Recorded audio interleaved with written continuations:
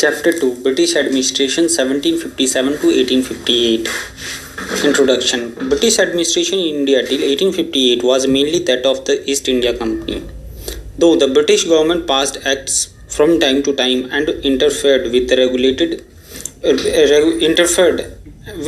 regulated the company's administration. The complete takeover by the Crown took place in 1858. Also, the company, which began as a purely commercial corporation, gradually attained the status of a government or ruling body. While the British started trading operations from 1600 AD, after foreign powers like the Portuguese, the Dutch, the French were already in trading business. So the British were in competition with other European powers to capture the trade in the East. Simultaneously, they competed to acquire territorial supremacy. This was possible because of the collapse of the Mughal Empire and the mutually destructive wars between princes and nawabs. For instance, through the Carnatic Wars, the English secured the northern Sirkars, which were previously administered by the French. By winning the Battle of Plassey in Bengal in 1757 and through the Treaty of Allahabad, the British got in 1765 the Diwani of Bengal, Bihar and Orissa, and the right of administering these provinces and collecting their revenue. In 100 years from the Battle of Plassey 1757 to the Sepoy Mutiny 1857, the British virtually captured the whole of the India, and India soon became the brightest jewel in the British crown. The nature of administration. Characteristic features of the East India Company. The East India Company, established on 31st December 1600, was a monopoly mercantile company, which was granted by the British Crown the right to trade in the eastern parts. A trading station with a number of factors was called factory. A settlement was under an agent. Factor was the term applied to an agent transacting businesses as a substitute for another in mercantile affairs. Employees were graded as apprentices, writers, factors, and merchants. Recruitment of officials, their nomenclature, terms, and conditions of service was governed by rules and practices appropriate to commercial business. Generally, patronage was the method of recruitment and promotion in the services. Patronage was in the hands of the proprietors or directors of the company.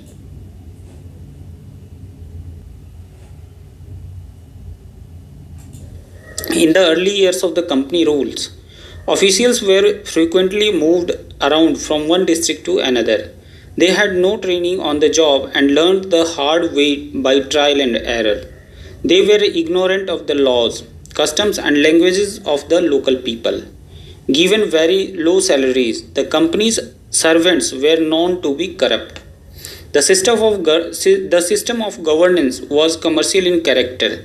It was basically government by council. The council had executive and legislative powers, with the governor or the governor general having the casting vote. With the acquisition of more territorial sovereignty and the need to take prompt decisions, more power came to be concentrated in the head or chairman of the council. But the fundamental principle of collective rule and responsibility remained. It was also a government by boards. After the Board of Trade, the next in importance was the military board. But the Board of Revenue had the longest history and the most distinguished record of work. Later, there was also the Railway Board. The board made possible counseling, discussion, deliberation, and even legislative and judicial activities. Questions of policy and principles, conduct and action were settled in the board. It was a government by record. When transactions were commercial, records were brief and manageable. But political dealings made record keeping cumbersome and voluminous. Notes, minutes, dispatches, and reports became an integral part of British administration.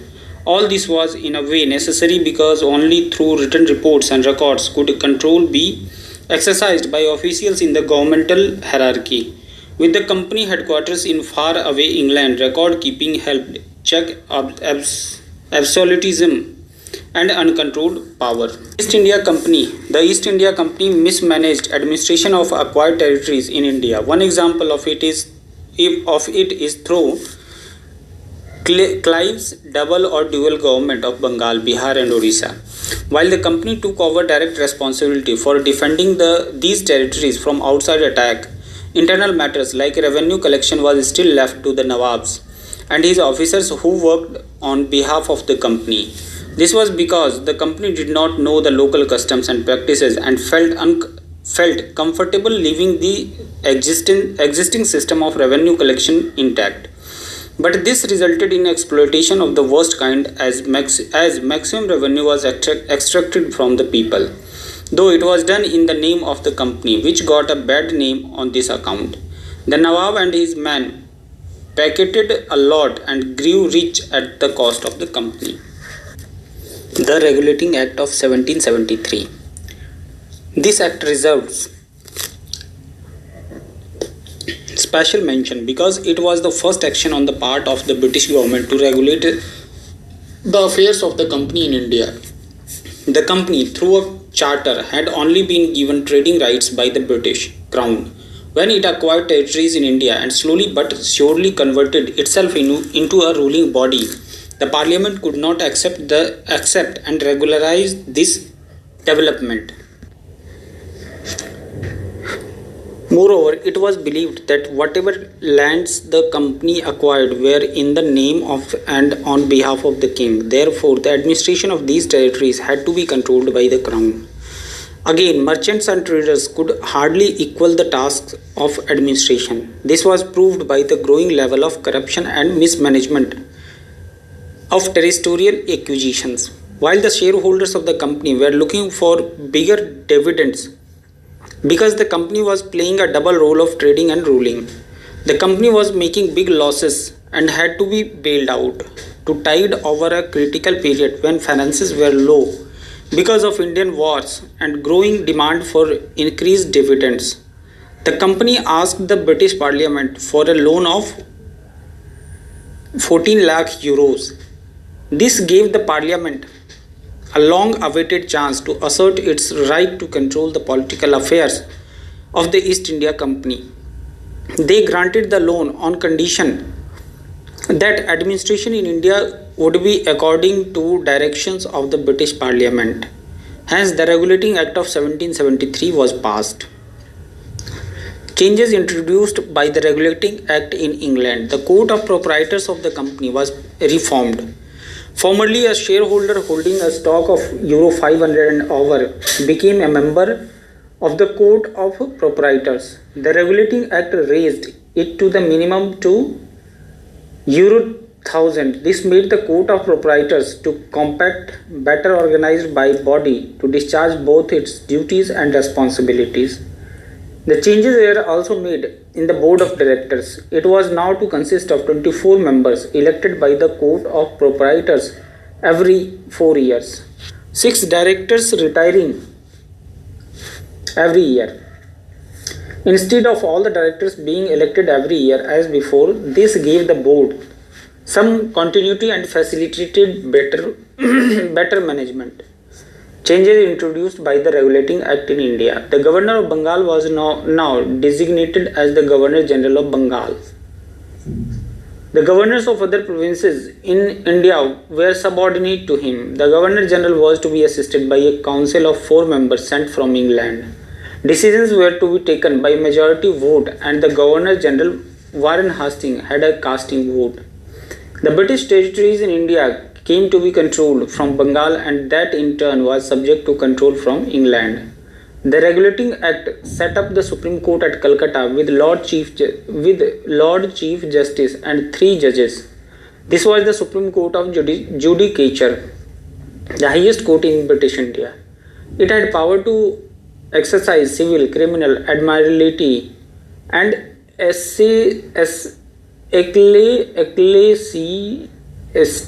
ecclesiastical jurisdiction. It had jurisdiction over British subjects and company servants, but its relation with the existing courts were not defined. Effects of the Regulating Act. The changes in companies organization in England made it more effective managing body at headquarters. The Act created a centralized administration in India, making the Bombay and Madras governors subordinate to Governor General of Bengal. There was a felt need for a uniform policy for the whole of British India, thus avoiding much wasteful expenditure. The creation of the Supreme Court made for better justice to British subjects. The Regulating Act brought in a system of checks and balances. It made the governors subordinate to the Governor General. The Governor General subordinate to his council and the Supreme Court effective in its control over the Governor General in council. The Regulating Act laid the foundation of a central administration and instituted a system of parliamentary control. It marked the beginning of the company's transformation from a trading body to a corporation of a new kind, entirely administrative in its object and subordinate to Parliament. Defects of the Regulating Act. Though the Act was expected to regulate and centralize administration to provide better justice and bring a system of checks and balances, it was found to have serious drawbacks in practice. For example, it had the following defects relating the Supreme Court. Number 1. The ambiguity of jurisdiction between the Supreme Council and the Governor General in Council was a drawback in the Act of 1773. The Regulating Act entrusted the entire civil and military administration of Diwani provinces to the Governor General and Council. But the Supreme Court was also authorized to take cognizance of cases not only against British but also native employees of the company. It could punish all persons who committed acts of operation either in the exercise of civil jurisdiction or in the collection of revenue. But the Act did not specify whose authority would be final in case of conflict between the council and the court. These difficulties arose because the company, which was the virtual sovereign of the Diwani provinces, was not declared to be so by Parliament. Number 2. The regulations passed by the Governor General in Council had to be registered by the Supreme Court before they were executed as law. Court's refusal to do it could amount to hamper and smooth working of the administration, and there was no explanation provided to this effect. Third, the Act did not clearly specify which law had to be applied while trying cases. The court applied English law in all cases, even where Indians were charged with offences. This was resented by the Indians. Fourth, the provincial and other courts were not recognized. All these defects did much harm. The British government corrected these defects through the Amending Act of 1781. The drawbacks relating to the Governor General in Council included: the Governor General was answerable to the directors and was held responsible for all acts pertaining to the administration in India. But he was not given a free hand, as he was bound by majority decisions of his council. Though this is understandable as part of the system of checks and balances, yet it resulted in the council taking decisions for which the Governor General alone was held accountable. There was constant friction between the Governor General and his council. As a result, administration suffered. Though the governors were subordinate to the Governor General, yet in actual practice they acted independently of Bengal. They justified their action by saying the matter was urgent and decisions could not be delayed. In this way, the idea of unity and uniformity sought by the Act was defeated in practice. According to the Regulating Act, the East India Company was to supply all corresponding relating to military, administrative and financial matters to the British government. This indirect control did not work satisfactorily in practice, and proprietors and directors followed a policy based on personal considerations rather than administrative need. The Amending Act of 1781. This act amended the jurisdiction of Supreme Court. It was deprived of its right to action arising in the collection of revenue. Landholders, farmers or other persons connected in land revenue work were not covered by the Supreme Court.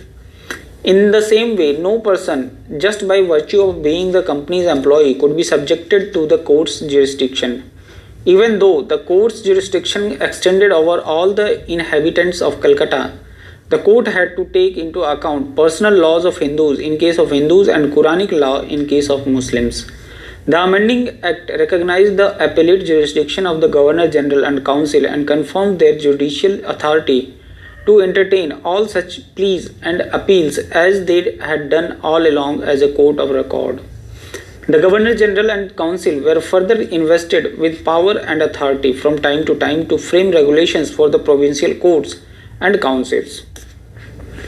Their legislation under this act was not to be subject to registration in the Supreme Court of Judicature, but was required to be finally approved by the Crown. Constitutional changes from 1784 to 1834.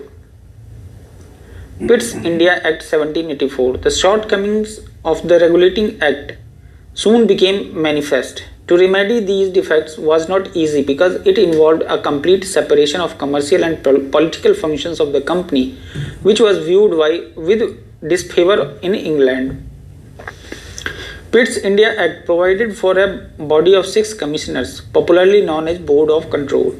It consisted of 1 Secretary of State, the Chancellor of the Exchequer, and 4 privy councillors appointed by the King and holding offices during his pleasure. 3 of the 6 formed a quorum, and the President possessed a casting vote in case opinion was equally divided. The Secretary of State was to preside over the meetings of the board, which in his absence done was by the Chancellor of the Exchequer or a senior commissioner. The Board of Control was empowered to superintend, direct and control the company's affairs in India with regard to civil, military and revenue work. The directors of the company had to deliver to the board copies of all correspondence with the company. The orders of the board on civil and military governments or revenues of India became binding to the directors. According to the act, the board could transmit through a secret committee of 3 directors secret orders to India on the subject of war, peace or diplomatic negotiation with any of the country powers. The proprietors lost most of their powers. They could no longer revoke or modify a decision taken by the directors with the approval of the Board of Council. The directors retained their control of commerce and right to patronage except in the appointment of Governor General, the governors of Madras and Bombay and the commanders-in-chief of 3 presidencies. The arrangement made by Pitt's India Act operated till 1858. Indian government was subjected to a system of dual control in which the company could initiate proposals subject to the revising and directing authority of the board. The act reduced the number of members of the Governor General's Council to 3. One of them was to be Commander-in-Chief. This change enabled the Governor General to get a majority even if he could get the support of only 1 councillor because he continued to have his casting vote. The act clearly indicated the subordinate character of the government of Bombay and Madras and made independent action on their part impossible. The Governor General in Council had the power and authority to superintend, direct and control other presidencies in all matters. The entire diplomatic relations of the companies in India, as also the finances necessary to support them, were entrusted to the Governor General in Council.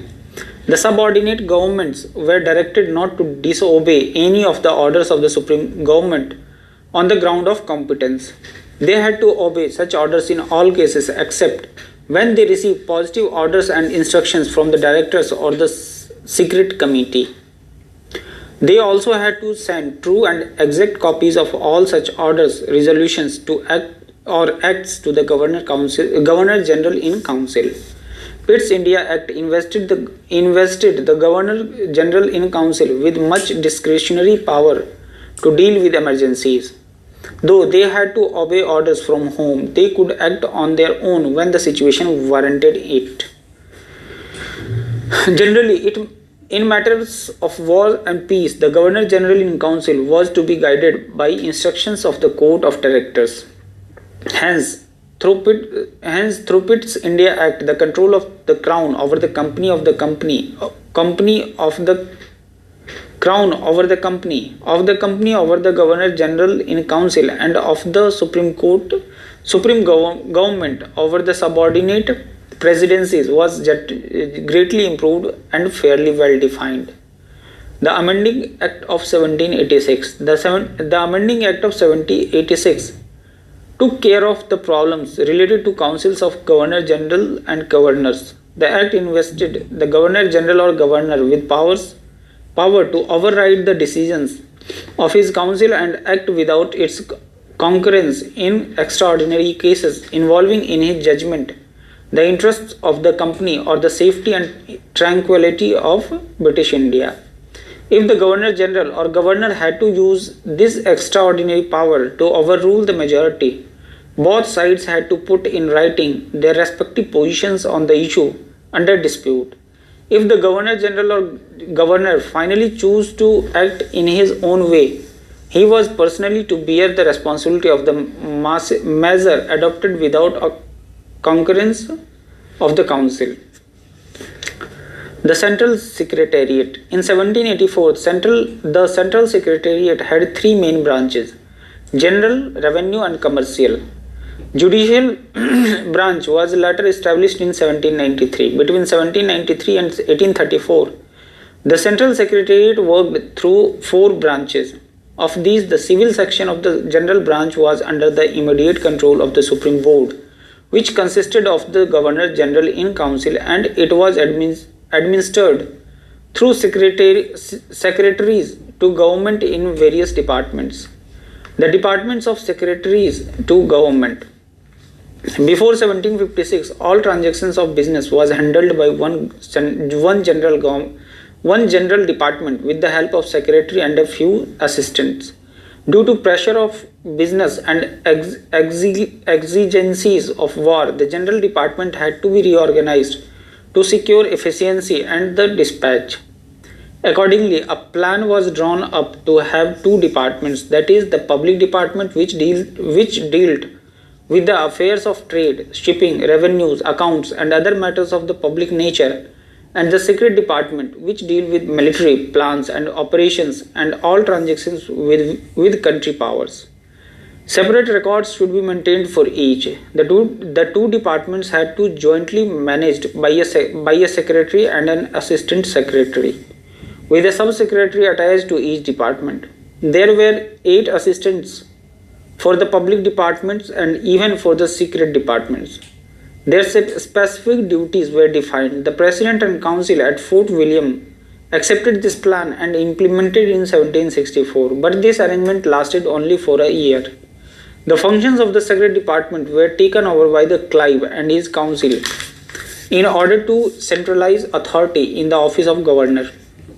In 1774, the Governor General and Council took over the entire civil and military government of Bengal under the Regulating Act.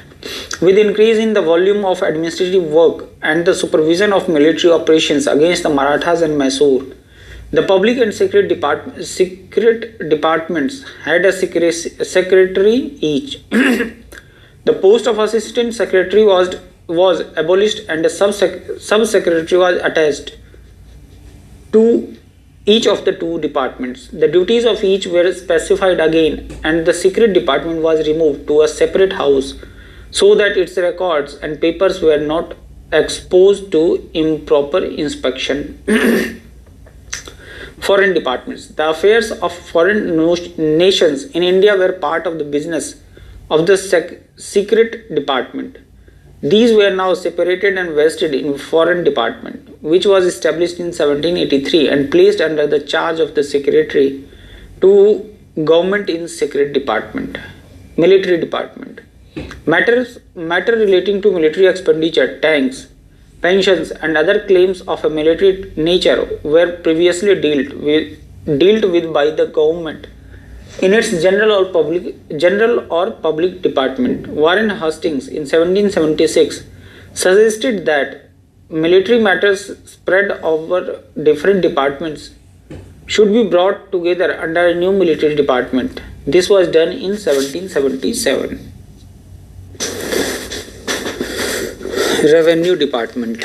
When the company acquired Diwani provinces in 1765, the collection of revenue was left to Indian officers who acted as agents for the British. This arrangement continued till 1769 when the Governor General and Council appointed supervisors in all districts to acquire knowledge of revenue resources and report on abuses in the current system.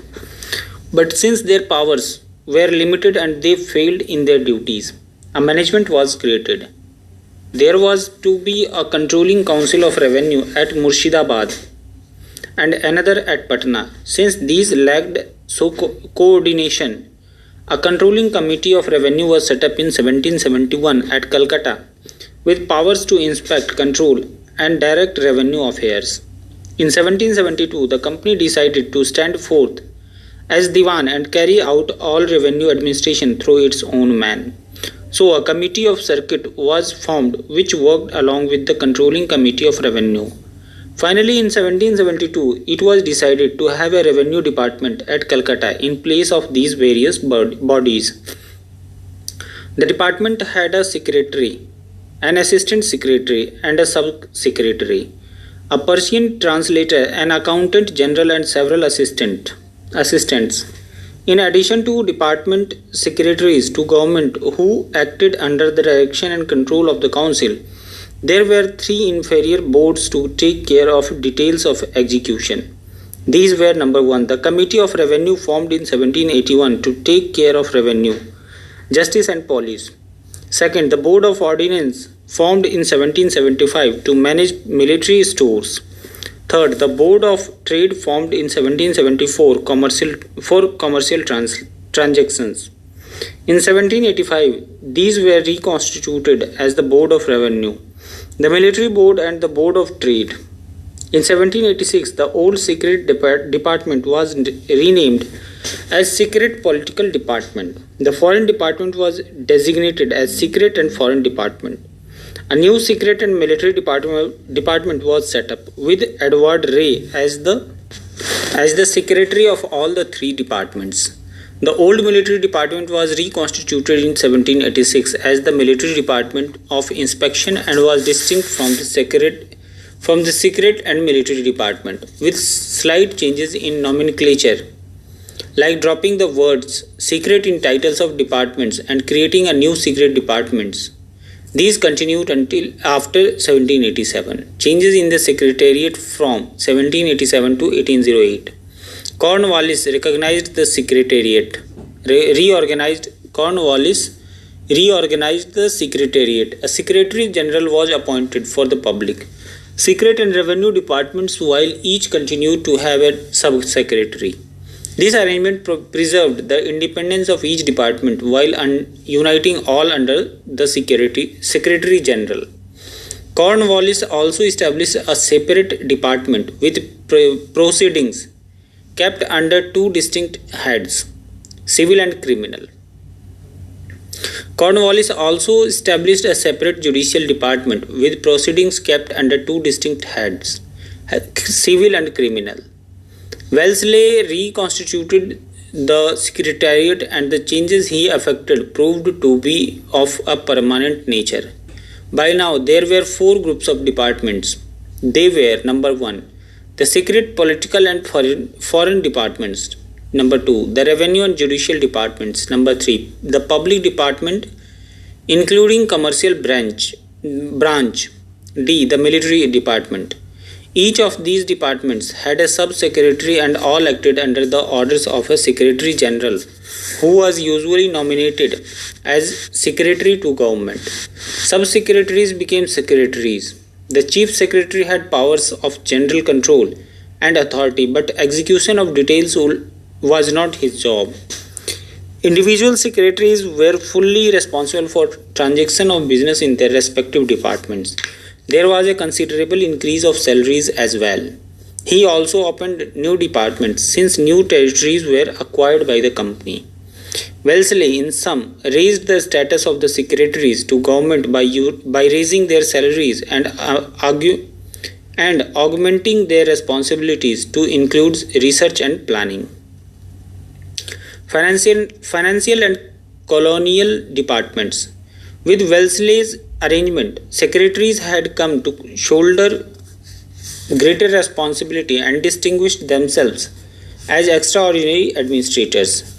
When Minto took charge, he chose to depend on his secretaries and he guided by them rather than act on his own views and principles. Minto added two new departments, financial and colonial. The financial business of government was separated from the public department in 1810 and established as a distinct financial department. The colonial department was designed to manage the affairs of Mauritius and Java, which had came under the company. Reconstruction of departments in 1815. The organization of the secretariat was again revised in 1815 in conformity with a plan proposed by the Governor General. This was partly in conformity with the requirements of the Charter Act of 1813, which had directed that separate accounts to be maintained of the company's territorial and commercial revenues. This separation had also been ordered by the Court of Directors and was necessitated by the policy laid down by the Parliament and the Home authorities. Accordingly, a new territorial department was created. Departments under the Governor General and other civil departments. The office of the Governor General consisted of the official establishment of his private secretary, his interpreter, and a number of assistants. One of the main duties of the private secretary was to administer darbar charges, which was stipend paid to the Nawab of Bengal and others. Residents were appointed in various parts of the country. A resident was appointed to get complete knowledge of what inspired at court of native rulers and uphold British interest against those of other foreign powers. The administration of political residencies, though conducted through the secretary to government in the secret and political departments, was essentially linked up with the office of the private secretary to the Governor General. Residents soon became very powerful and had large administrative staff. The other civil departments included the treasury, which handled money, managed the financial resources of government, and control of its expenditure. The Department of Audit and Accounts, the Persian Department, and the agencies specified as the agent for stationery, agent for indigo, and agent for dispatching ships to Europe. There was also the post office, the mint, and other establishments like that of surgeons and chaplains, the clerk of the market, and the coroner under the civil department. The administration of revenue. Land revenue was the most important source of income for the government, and revenue settlement was one of the most complicated functions of the government. It involved the consideration of a multiplicity of rights and obligations, and it differed in fundamental principles and details from place to place. The company's servant had to gather proper information as to the economic resources and social traditions of the people and the methods of revenue administration followed in the past. On the basis of facts thus collected, they had to frame suitable regulation for imposition of revenue and suitable machinery for its collection. The imperial grant of the Diwani. The company got the grant of Diwani, that is the right to collect taxes in Bengal, Bihar and Orissa in 1765. But it did not assume direct charge. Expediency and policy dictated such a course of action wherein the company, through the residents, restricted its authority only to the superintendence of the collection and disposal of revenues. Because the British lacked knowledge and experience of revenue collection, and they did not want to antagonize or alienate the natives. They preferred civil administration to continue in the hands of the Nawab or his minister. This meant that power was divorced from the responsibility. The native officers, jamindars, and others exploited the peasants. They were guilty of acts of oppression without any fear of punishment from the British government as long as they satisfied its revenue demands. Soon in 1769, the government appointed supervisors in the districts of Diwani provinces to look into the produce of the land, revenue, taxes, etc. In 1772, controlling councils of revenue, one at Murshidabad and other at Patna, were appointed. No appointment could be made by the Nawab's men without their permission.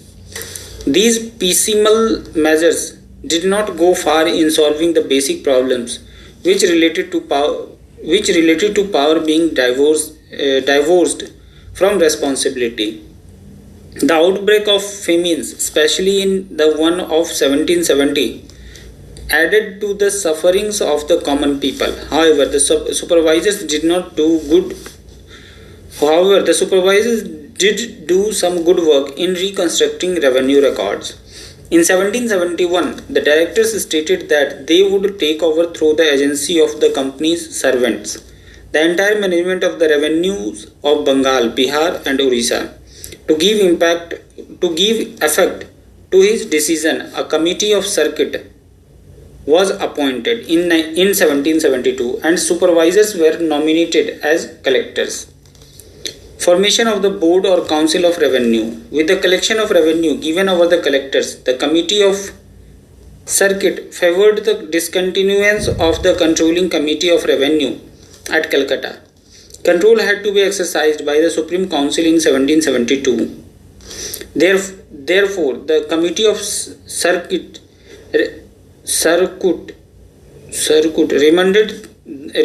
recommended the formation of the entire Supreme Council into a Board of Council of Revenue. This board first met on 13th October 1772, when the Controlling Committee of Revenue at Calcutta also came to an end. The Committee of Circuit was abolished in 1773. The structure of revenue administration was greatly simplified. It consisted of the Board of Revenue at the Presidency with collectors in the districts assisted in joint responsibility by the native divans. District administration and the district collector. The position of the district officer was the foundation on which British rule in India rested. District administration by the agents of the central government has been a basic feature of our governmental system since times immemorial. The Mauryan Empire was divided into a number of provinces, and each province was further divided into districts. Villages were governed by village communities. The district officer was responsible to the provincial governor and ultimately to the emperor. A similar arrangement prevailed under the Guptas. The district continued to be an important area of administration even under the British.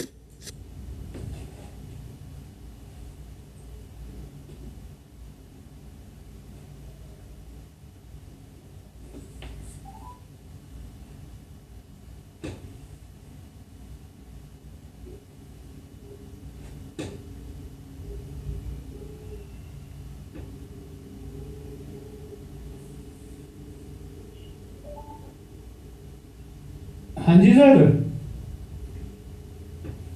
कुछ नहीं sir, बस as it is चल रहा है।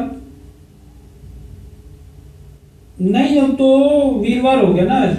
आज कल और परसों तो काम होता भी नहीं है वैसे भी।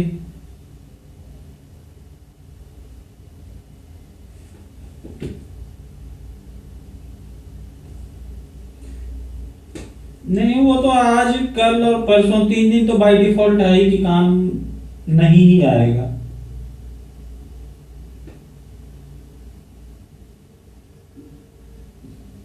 बस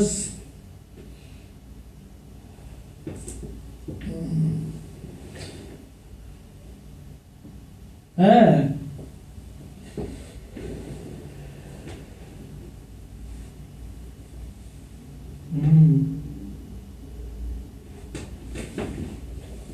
सेट कर दिया।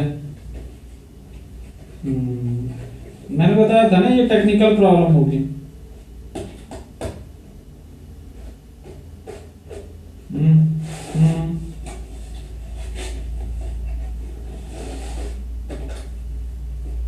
हम्म हम्म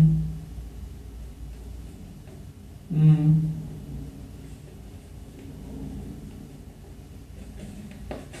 हाँ हाँ हाँ। अच्छा,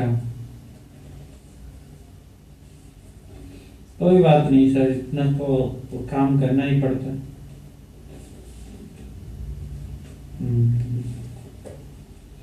बस सर, अब तो छुट्टियां भी शुरू होंगी वहां पे।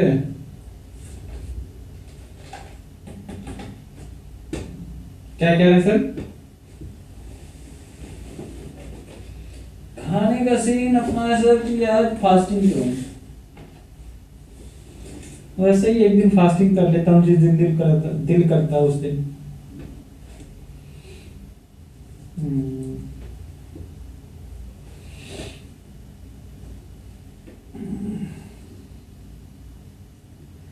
चलिए, फिर भी लग तो रहा है कि एक आधा काम आ जाए शायद।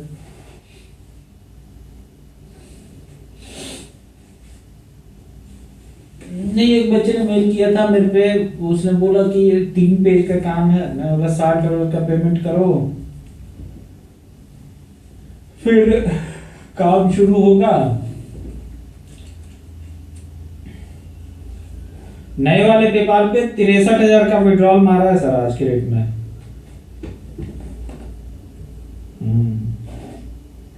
हाँ, रिस्टोर हो गया।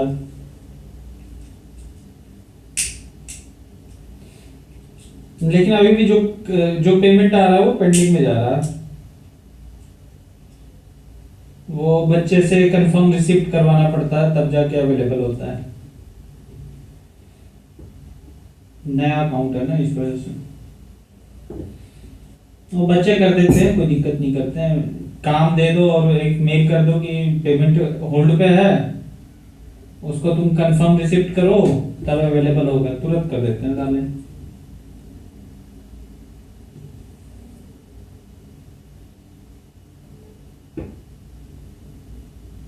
ठीक है सर। ठीक ठीक है सर।